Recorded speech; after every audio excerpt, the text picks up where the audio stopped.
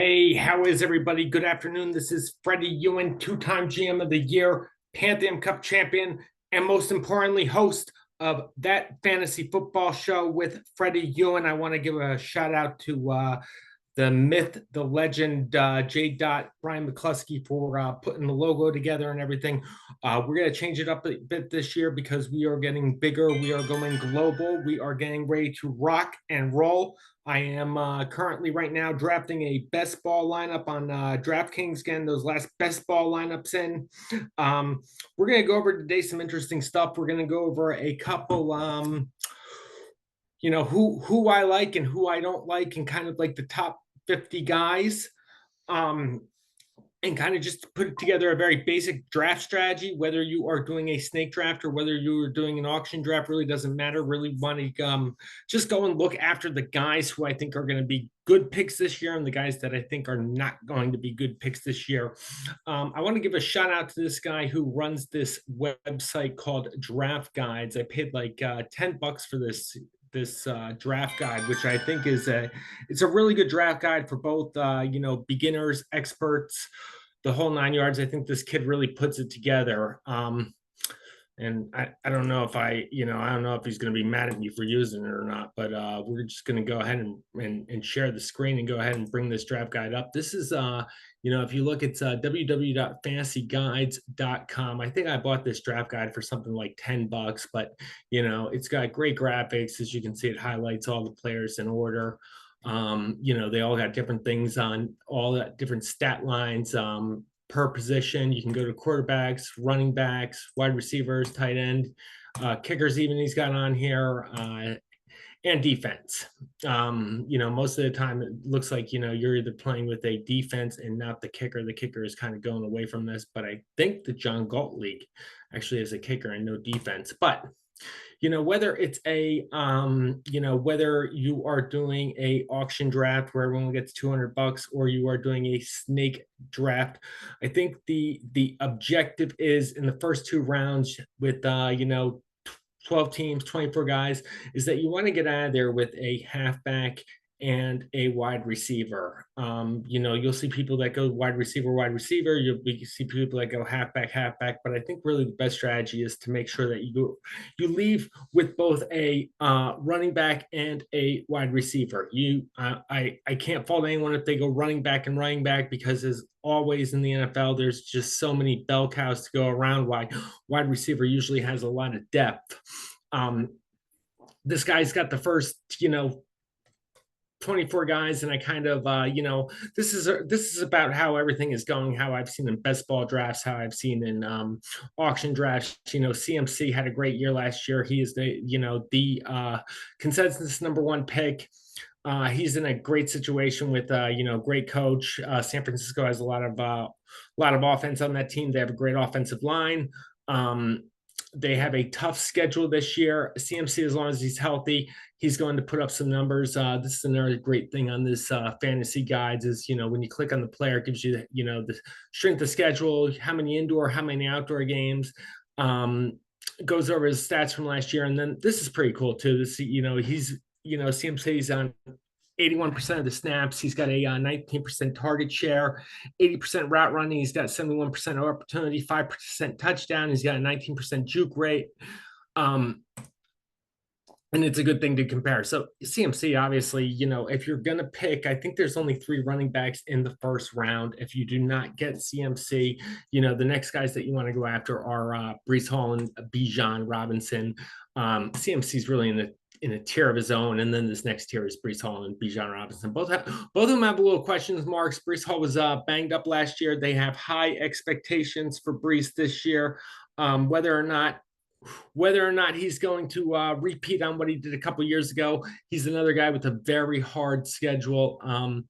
Doesn't get as many opportunities as CMC. Has a great offensive line though. And same thing with Bijan. Bijan, really, Arthur Smith just ruined him last year. He's going to have an opportunity this year to be a lot better. He's still got Algier right behind him. But, once again, Robinson's got a, great offensive line, better coach in there. He's got, an easy schedule. really easy schedule. Atlanta has the easiest schedule in the NFL, and scheduling counts. Bijan's going to play in a lot of indoor games as opposed to outdoor games in Atlanta. And it's really going to have an opportunity. I really like Robinson a lot. Going through that second tier of, well, really the third tier of halfbacks right over here. I'm an Eagles fan, but I'm going to tell you guys I love Saquon Barkley this year. Saquon Barkley is going to be in an opportunity where he is behind the best offensive line that he's ever been before. The Eagles have weapons all the way around. They have a little bit of a hard schedule. But I think, Kellen Moore, the new offensive coordinator there, is definitely going to get Barkley involved now that he does not have to be the man and the primary center point of the offense. I think he is a great fantasy player. I even put Saquon up there in kind of that second tier with Brees and Bijan. Gibbs, another guy that I really like a lot. I think he was a little banged up going into the beginning of the season, but Detroit is a hot team.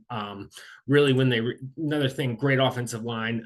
Really, when they released Gibbs last year, I think it was like during week 8 or 9, he just took off. He's not going to have the biggest snap count as some of these guys because he's still sharing the backfield with Montgomery. But the guy can catch balls out of the backfield, especially if you're in a PPR, half PPR league. Gibbs is a great running back to pick. Taylor, Taylor, the jury's still out.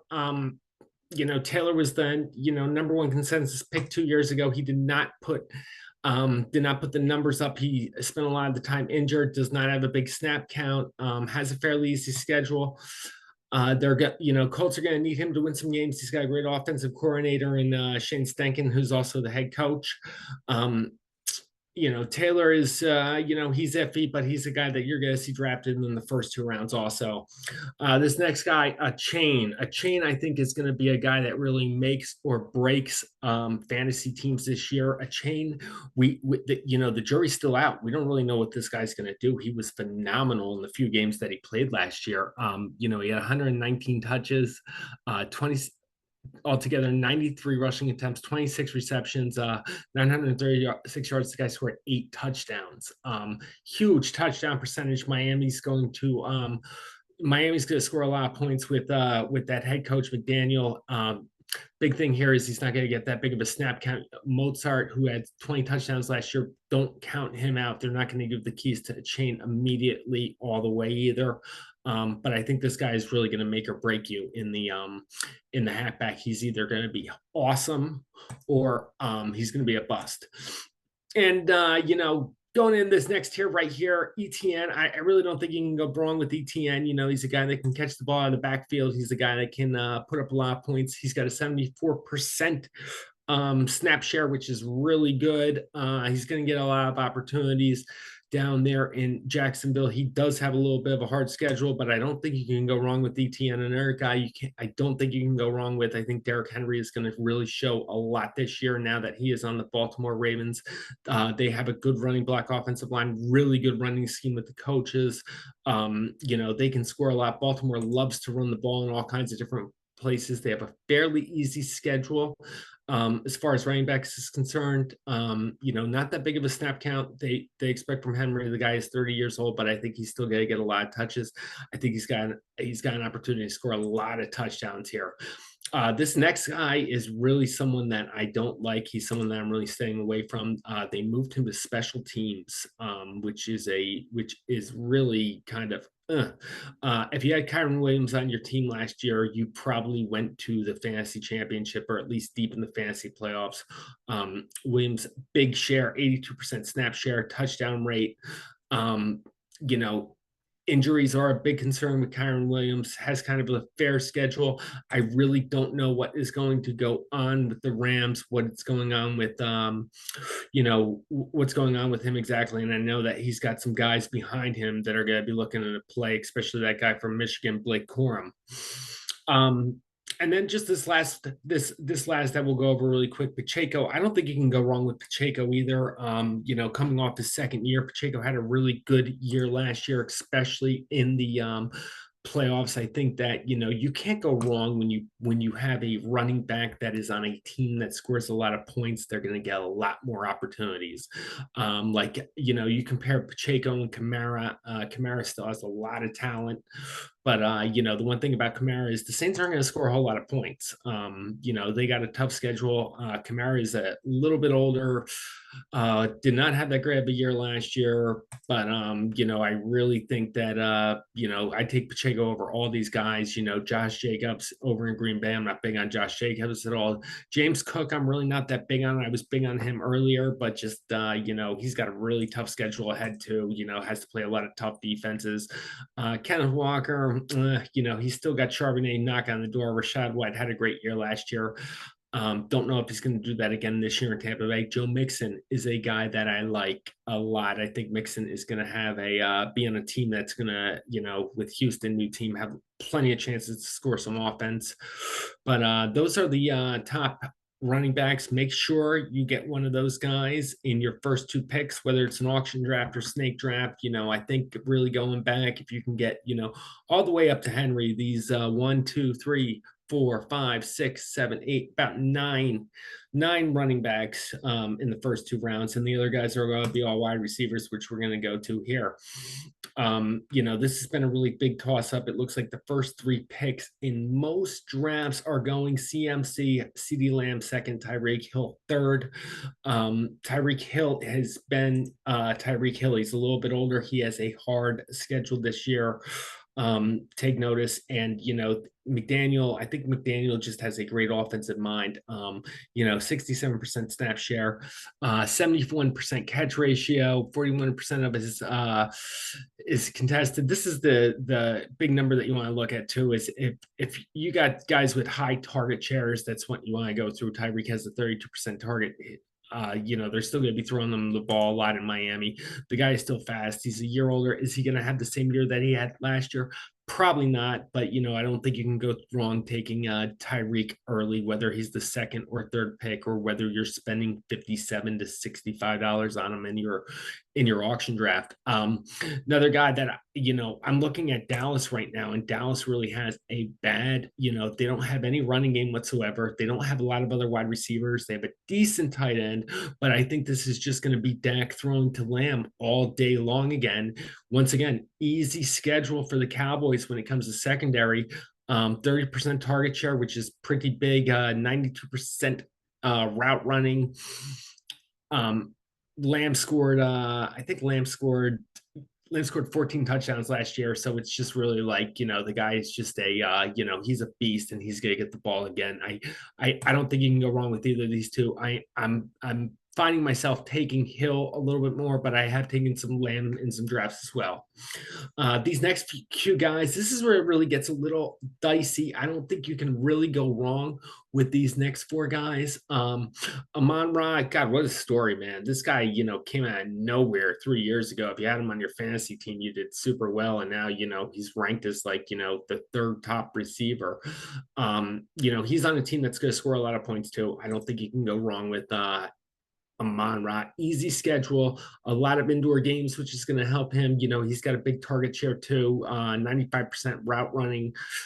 The only knock on him, I think, is that Detroit has a lot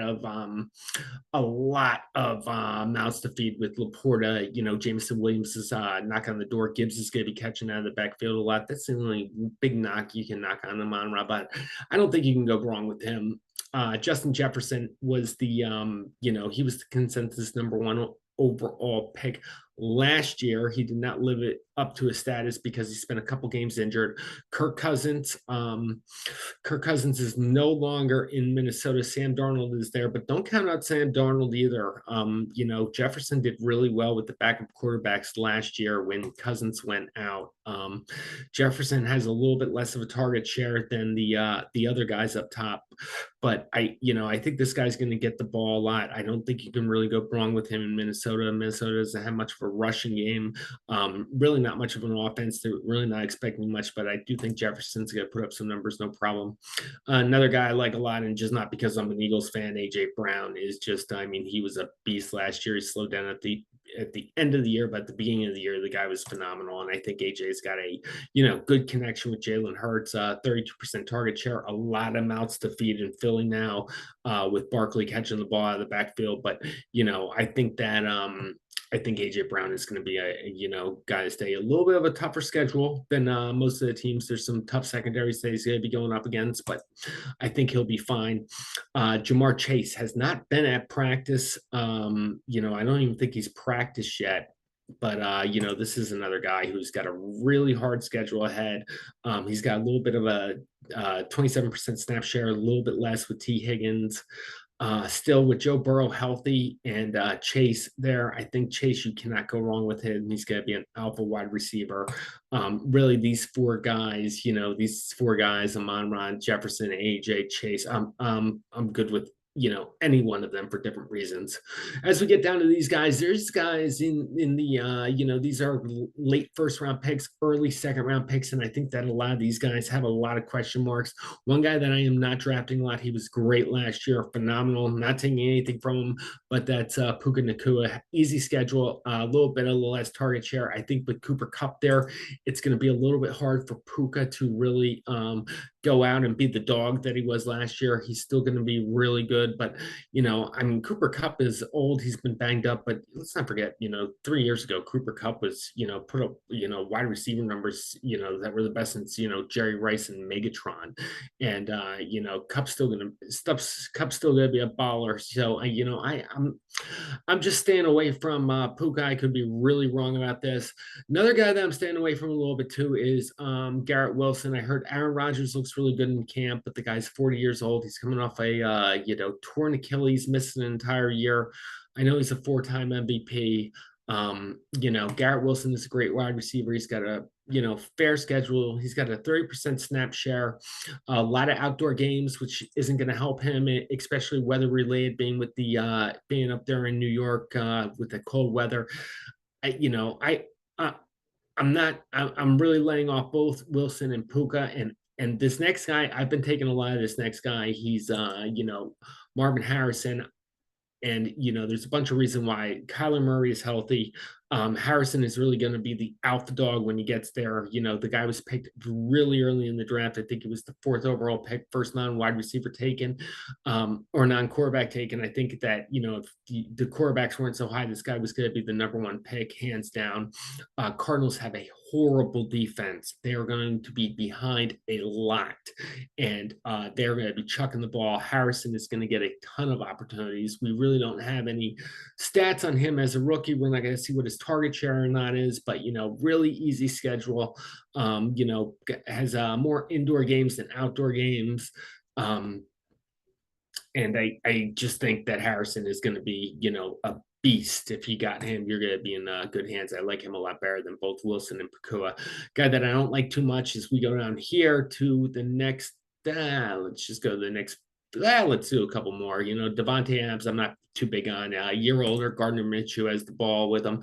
He has a good snap. He has a good good target share. He's got a lot of indoor games, very hard schedule for Devontae Adams. I think, I just don't see Gardner Minshew and Devontae Adams scoring like 15 touchdowns. Adams is a lot past his prime. I think that Adams is probably going to be traded by the trade deadline as well. Another guy that I'm not really too big on, although I do have on some teams, is Olave. Olave, didn't get along with Derek Carr too well. 26% target ratio. He's got a lot of indoor games, but a really hard schedule. Then this is another one just because of the quarterback play. I can't see Olave being that great. Drake London, another guy. Drake London, as you can see, the numbers here, he's got Cousins throwing him the ball now. Cousins was putting up great numbers before that ACL tear. Really easy schedule for Atlanta again. A lot of indoor games. I don't think Drake London's that bad of a pick. Is the guy going to score a bunch of touchdowns, like 14 touchdowns? Probably not. Mike Evans, the guy's a year older, but Mike Evans has been really good. I think Baker Mayfield's played a lot better and is a underrated quarterback. I'm big on Evans. I'm taking him a lot. DK Metcalf, same thing. I don't think you can go wrong with these two vets, both Evans and Metcalf. The next guy, Samuel, I don't think you can go wrong with him either. Even though Ayak is back, did not get traded, I still think Debo is gonna, you're gonna see Debo run the ball a lot out of the backfield. He's still gonna be Purdy's big guy. Let's just take a look at Debo's target share, 23%, a little bit less because there's a lot of mouths to feed in San Fran. Nico Collins is a guy that I'm staying away from. I'm staying away from all these Texas receivers because there's just a lot of mouths to feed. I think Collins, Diggs, and Dell are all still good wide receivers. Really, this is a guy that I'm staying away from just because there's a lot of mouths to feed. Not saying that he's not going to be good, but I think the Texans are going to. I think it's going to be a little bit different. Cooper Kupp is a guy that I'm drafting here and there. If I can get him late, I'm seeing Kupp go really early in drafts. Jalen Waddle, I'm just staying away from. I never like drafting the guy who's second tier, the second receiver, even though, he's a great receiver. DJ Moore, another guy that I'm really staying away from as well, because I think that, much better quarterback play this year with Caleb Williams. But I think with Adunze and Keenan Allen now in Chicago, that Moore is definitely not going to get the same opportunities as he did. He had a 28% target share, really put up great numbers. Easier schedule this year for the Bears. And then, lastly, before we go, this last guy, I'm going to talk about Malik Neighbors a little bit. Malik Neighbors is on a really bad team, the New York Giants. They have a hard schedule. They're going to be in cold weather. Giants are going to be behind a lot. Daniel Jones has not been playing well since coming back off the injury, but the Giants really have no one else. So I think they're going to feed Neighbors like crazy. Is he going to score touchdowns? Probably not, but I think he's going to get a lot of catches. He's going to put a lot of yards on. I mean, the guy was really good in college. I think both Neighbors and Harrison, you're going to be really surprised. So that's it. Yeah, that's just a little bit on my who the top guys are, who the top guys are going to be, and really just the basic strategy. Whether it's an auction draft or whether it's a snake draft, I think the most important thing is making sure that the first two guys are, a wide receiver and a running back. You can go wide receiver, running back, but I really think just aiming it out and getting, an alpha dog on, a bell cow halfback and a alpha dog wide receiver is really going to start you out for the draft. You saw the guys I liked. You saw the guys I didn't like. Hopefully, at some point, we are going to get some kind of I'm 46 years old, so I don't really know how to do all all the great stuff that everyone puts on YouTube with all the highlights, et cetera, et cetera. But JDOT is going to be my hopefully, look at the graphic he put up. It's a great graphic. Now, only if we can get like some highlights on here and the whole 9 yards and start doing these shorts, then we'll get more than 15 likes and subscribes. But anyway, check it out. That fantasy football with Freddie Ewan. Make sure you like and subscribe. And we're going to put some more content out in the next couple days. I got a draft coming up tomorrow night, the TPFF KAL draft, then the John Galt League, and just think Thursday, the NFL is back, first game of the year. I am so excited, baby. Let's go Birds. Everyone have a great day. Bye-bye.